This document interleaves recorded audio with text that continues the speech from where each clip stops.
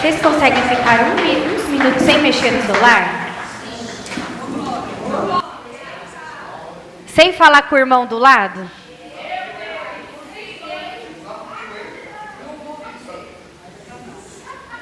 Vamos? Só um minutinho, vai. Vamos em reverência ao Senhor agora. Vamos ficar. O pastor falou essa semana que eu ia ministrar e ele colocou um tema. E confesso que o Senhor hoje trabalhou muito comigo sobre este tema. E quando a gente fala em orar, a gente não pode deixar de mencionar uma pessoa que é muito conhecida na Bíblia, que talvez seja um exemplo de oração. Eu peço que você abra sua Bíblia no livro de 1 Samuel, capítulo 1, no versículo 10 e 11. 1 Samuel, versículo 1.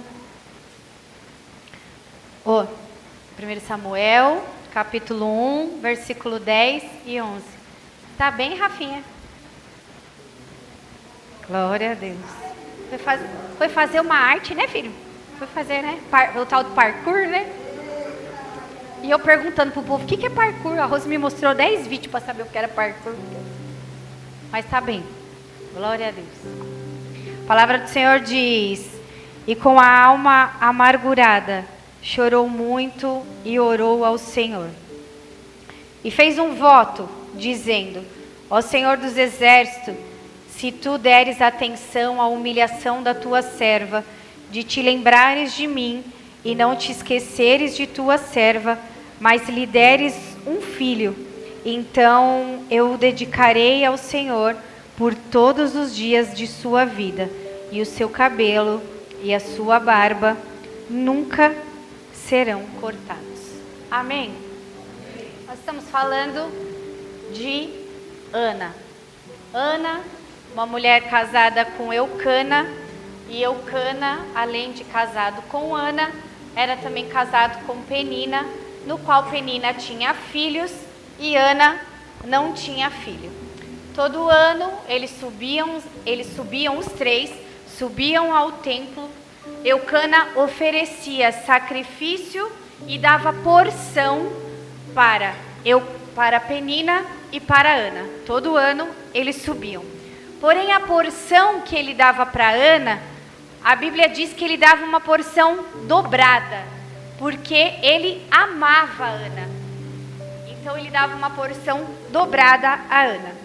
A Bíblia também diz que ele sabia sobre essa amargura de Ana. E ele pergunta para Ana: eu não sou suficiente, ou eu não correspondo a mais do que 10 filhos. Eucana sabia que Ana queria filhos. E por ele amar Ana. Naquele tempo, irmãos, quem era estéril era uma vergonha para a sociedade. Era uma pessoa que era discriminada, uma pessoa que era apontada. E Ana, acredito que não passava somente pelas pessoas apontando, mas ela vivia dentro da casa dela, que era Penina, falando: eu tenho e você não tem.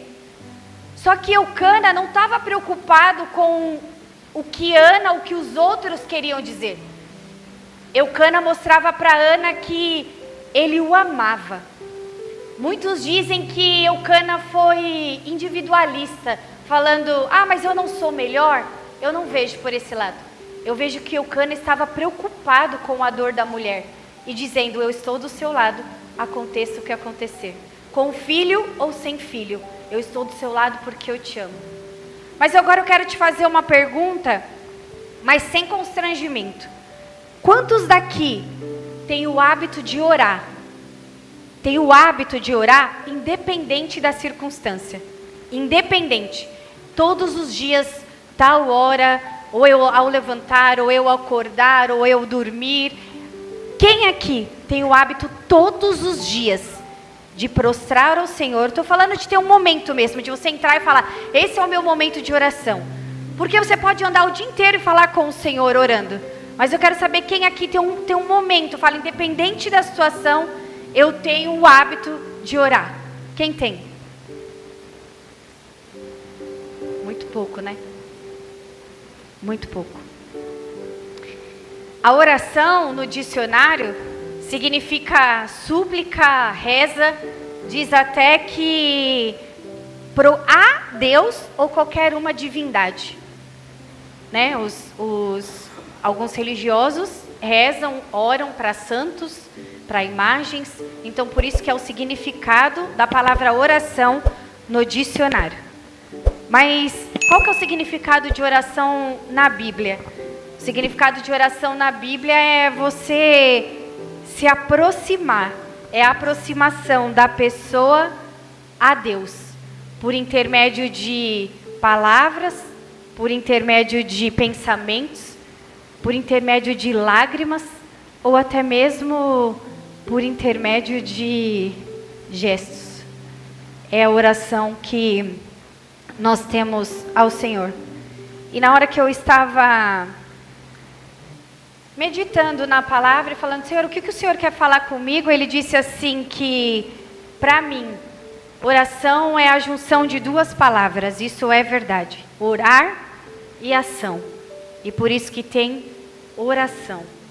Orar e ação. A parte de orar é nossa. Cabe a nós orarmos. Mas a parte da ação é de Deus. Nós oramos para que Deus venha agir. Então, é oração. E orar é um ato de fé. Ah, por que é um ato de fé? Porque é um ato que você precisa acreditar e não somente acreditar. Você precisa estar disponível e aceitar que a vontade de Deus seja feita. E você precisa muitas das vezes não duvidar para você não desistir. Orar é um ato profundo, irmãos. Não é um ritual. Não é um misticismo. Não é, agora eu vou chegar aqui e vou orar. Não, orar é uma entrega total. Você precisa se entregar ao Senhor. Se entregar verdadeiramente para o Senhor. E foi isso que Ana fez. Só que Deus me tocou em algo. O seu estilo de oração hoje está sendo por quê? O seu estilo de oração hoje está sendo por um movimento? Porque você queira que algo aconteça, então num movimento você está orando por aquilo? Ah, eu estou me juntando e devido àquilo eu vou orar? Ou por algo específico? Ana, ela não tinha uma influência. Ana tinha um sonho. E quantos de nós temos sonhos? Eu tenho um sonho. Mas o pastor Fernando falou aqui algo e eu falei, obrigado, Senhor, por o Senhor confirmar a palavra. E Ana, ela tinha um sonho. E muitas das vezes nós oramos por uma influência, pelo movimento gospel, nós acabamos orando. Mas Ana, ela tinha um sonho. A palavra de Deus diz que, se você percorrer aqui 1 Samuel, a palavra de Deus diz que no momento de Ana, na angústia dela, não saía palavras da boca dela. A boca dela não se movimentava. Não sabia palavras da boca dela. Apenas que saía eram lágrimas e um semblante fechado. E por ela estar com essas lágrimas e por esse semblante fechado, o sacerdote Eli foi até ela e disse, mulher, você está embriagada. O livro de 1 Samuel, capítulo 1, é rico em detalhes. E nós precisamos prestar atenção nos detalhes. Quantas vezes eu e você estamos com a alma amargurada? Quantas vezes eu e você estamos passando por problema? E a primeira coisa que as pessoas vêm é colocar o dedo na cara e falar, por que você está desse jeito? E sempre é uma palavra para te destruir, nunca é uma palavra para te colocar lá em cima. E Ana fala, não, meu Senhor. Ainda ela usa uma palavra assim, na minha versão, diz que ela não é uma mulher vadia. Na minha versão, fala, eu não sou uma mulher vadia, eu sou uma serva. E aí depois que ela tem que se explicar, que eu acho isso desnecessário, mas quantas vezes eu passo e você também passa da mesma maneira, nós temos que nos explicar para a pessoa chegar e falar, então, me desculpa. Aí ele diz assim, a palavra de Deus diz que Eli fala para ela, vá em paz, e que o seu Deus faça a tua vontade. Ou que Deus faça a tua vontade. Então, nós passamos por situações de constrangimento, até mesmo situações de humilhação, e muitas das vezes nós somos apontados, nós somos acusados, e depois nós temos o nosso momento de justificar, e alguém vira e fala assim, vá em paz. Então que o Senhor atenda o seu pedido. E foi isso que aconteceu com Ana. E depois que ela falou com o sacerdote, a palavra de Deus diz que o semblante da Ana mudou e que ela comeu. A história se descreve e fala que Ana, ao voltar, tem relações com o seu marido, passa o tempo e Ana se engravida. E Ana engravida de quem? Samuel. Samuel, que significa eu pedi ao Senhor. É isso que significa Samuel. Mas eu vou chegar onde a palavra quer, onde Deus tratou comigo. Ana não fez somente uma oração. Ana não fez somente uma oração. O que Ana fez mais? Um voto.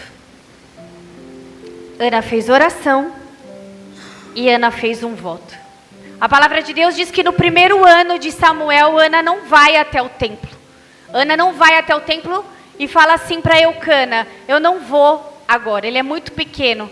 A palavra de Deus diz que Eucana já mudou a versão dele e diz, seja feita a tua vontade. Eucana agora já traz a sabedoria para Ana e fala, seja feita a tua vontade. E ela diz, assim que o menino desmamar, nós o entregamos. É Ana quem diz para Eucana. Em nenhum momento Deus falou para ela e nem o sacerdote o momento que ela tinha que entregar. Ana falou para Eucana, assim que o menino desmamar, nós vamos entregar o menino ao templo, para que ele seja cuidado pelo sacerdote. Aí eu venho te perguntar algo. Ana não foi influenciada. Ana tinha um sonho. E o sonho dela era ter um filho. E no momento que Ana teve um filho, que era o sonho dela, só que na hora que Ana estava orando, e eu quero que você preste atenção agora, porque eu acho que só acontece comigo. Quando nós estamos no nosso momento de angústia, quando nós estamos no nosso momento de solidão, quando nós estamos no nosso momento de desespero, quando nós estamos num momento que é só eu e o Senhor. Sabe naquele momento que você desliga tudo e todos, é o seu momento no quarto, no banheiro, aonde você estiver. Como foi o momento de Ana, na porta do templo. A palavra de Deus diz que não tinha ninguém perto dela. Era somente Ana que estava ali. Muitas das vezes nós nos fazemos exatamente igual a Ana. O Senhor não está me vendo? O Senhor não está vendo que eu estou passando? O Senhor não está vendo essa serva? Se o Senhor me vê, ou só acontece comigo? Só eu no momento de desespero que às vezes a gente ora assim.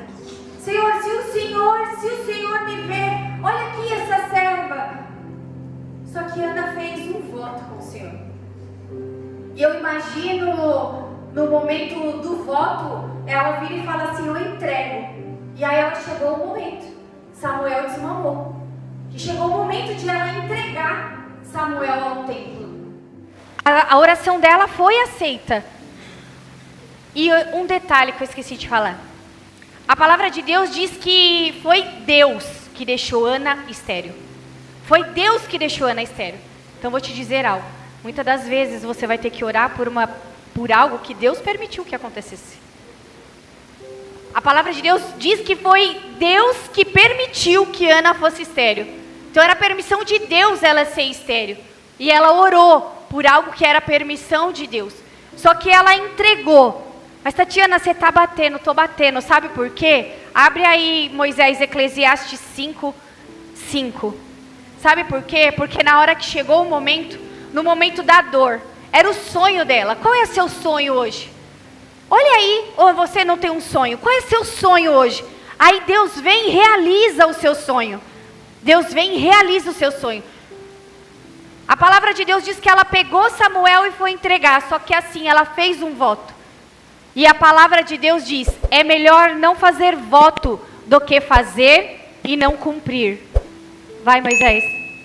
Não permita que a sua boca o faça pecar, e não diga ao mensageiro de Deus, o meu voto foi um engano.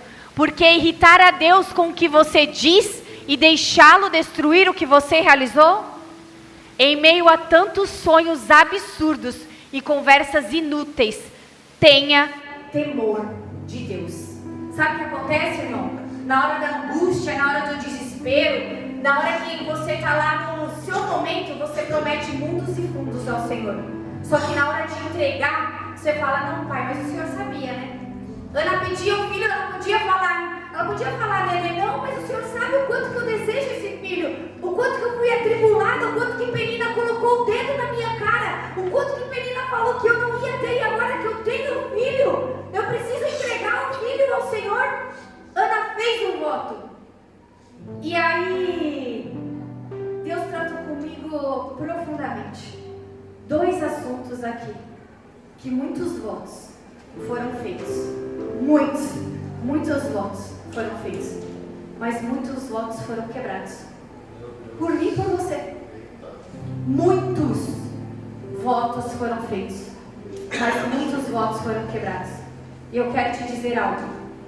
O hábito da oração, o hábito da minha e da sua oração, só diz verdadeiramente quem eu e você somos. O hábito da minha e da sua oração só diz verdadeiramente quem eu e você somos. E Deus tratou comigo 2 coisas. E mais uma vez, muitos votos foram feitos. E muitos votos foram quebrados. Muitos votos. Eu não sei o que você prometeu ao Senhor. Eu não sei no seu momento de angústia. Eu não sei no seu momento de dor o que você prometeu ao Senhor. Mas sabe o que acontece? Nós somos mesquinhos. Quando nós somos atendidos, e aí depois eu falo assim, quando nós recebemos a bênção, aí nós falamos, o Senhor vai ter misericórdia, o Senhor sabe o que eu preciso. O Senhor sabe que foi isso que eu pedi. O Senhor sabia que era isso que eu queria, é isso que eu necessitava. O Senhor é misericordioso e Ele não vai me cobrar. Mas é a palavra do Senhor diz que é melhor você não votar do que você votar e não cumprir. É a palavra do Senhor diz que essas pessoas não têm temor a Deus. Não sou eu que estou falando. Foi a palavra que disse que o temor foi perdido. E em meios, ele não colocou planos, ele colocou sonhos. Era o sonho de Ana ter filho. Mas ela não descumpriu o que ela prometeu. E eu e você, em meio a muitos sonhos, nós deixamos de lado depois do que nós prometemos ao Senhor. Porque nós queremos somente que o nosso ego seja acariciado. Em 1 Samuel, capítulo 1, versículo 24 e 28, diz: depois de desmamá-lo, levou o menino, ainda pequeno, à casa do Senhor, em Siló, com um novilho de 3 anos de idade, uma arroba de farinha e uma vasilha de couro cheia de vinho. Eles sacrificaram o novilho e levaram o menino a Eli. E ela lhe disse, percebe-se que agora já não tem mais o nome de Ana. Fala, e ela lhe disse, agora reverencia o Cana, diz que o Cana chegou com a sua mulher e fala que ela lhe disse, meu senhor, juro por tua vida que eu sou a mulher que esteve aqui ao teu lado, orando ao Senhor. Era este menino que eu pedia e o Senhor concedeu-me o pedido. Por isso, agora eu o dedico ao Senhor, por toda a sua vida será dedicado ao Senhor. E ali adorou o Senhor. A palavra de Deus diz que Ana entrega Samuel. Alguns dizem que Samuel tinha 3 anos. Não é Samuel que tinha 3 anos. Era o novilho que foi entregue que tinha 3 anos. E a palavra de Deus diz que ele foi sacrificado, o novilho, e Eli recebeu Samuel junto com Eucana e Ana e o abençoou. E aí eu vou te dizer que é o tema. Quando oro. Quando eu oro. E o pastor Fernando falou aqui, começou, falei, ele vai falar minha palavra inteira. Sabe por quê? Porque quando oro, oração, irmão, você não tem noção do poder da oração. Você não tem a noção do que a oração pode fazer. Porque verdadeiramente a oração é o que eu disse no começo, é a sua entrega total. É no momento só você e o Senhor.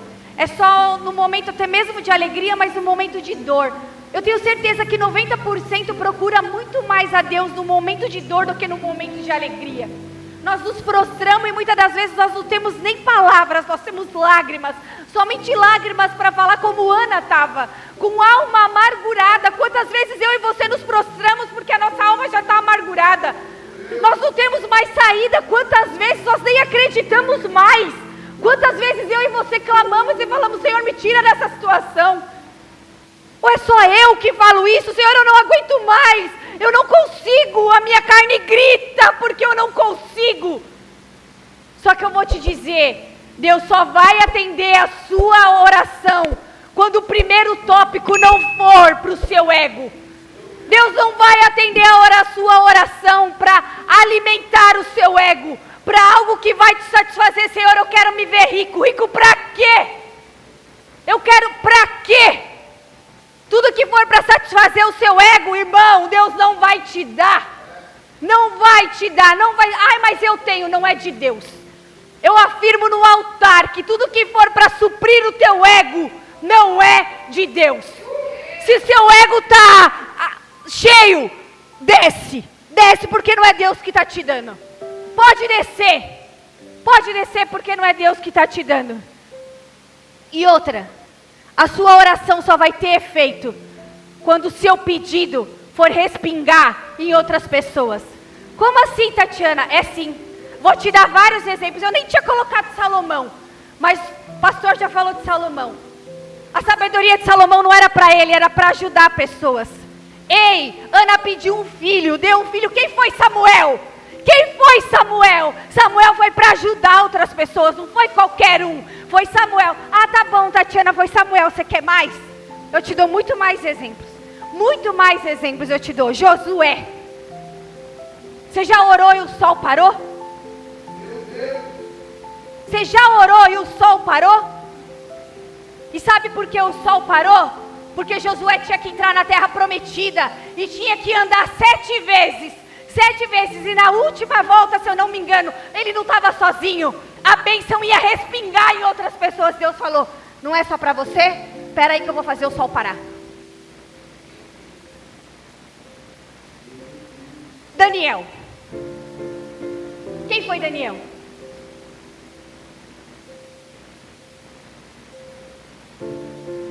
Daniel orava, Daniel jejuava. E no livro de Daniel tem um versículo que fala assim: não temas, Daniel. É Deus falando e Deus respondendo a todo aquele povo. Aí vou te dizer mais. Isaías orou por um rapaz chamado Ezequias. E sabe o que Deus fez? Parou a rotação da terra. Porque a palavra de Deus diz que quando Isaías orou por Ezequias, foi Isaías que orou por Ezequias, Deus prolongou 15 anos a mais da vida de Ezequias. 15 anos a mais. Esther ora, jejua para salvar quem? O povo dela. Todos os judeus é salvo devido à oração e jejum de Esther. Davi tem 70 salmos escritos por ele por causa de outros.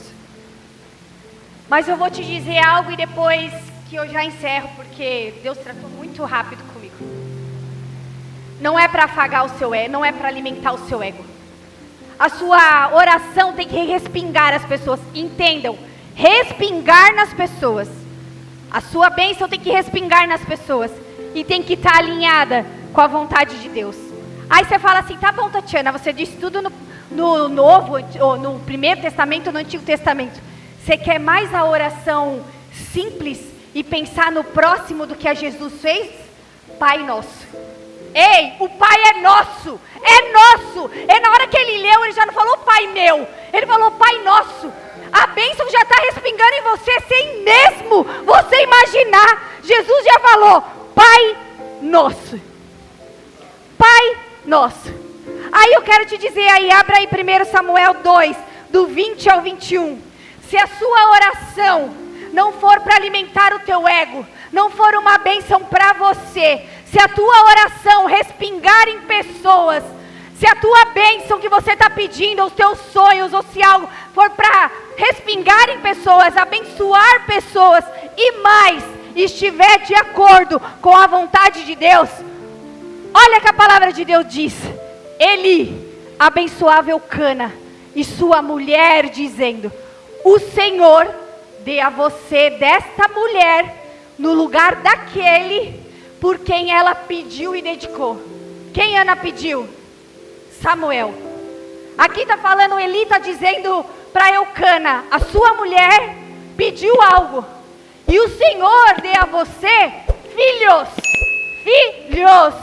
no plural, a quem dedicou ao Senhor. Então, eles voltavam para casa.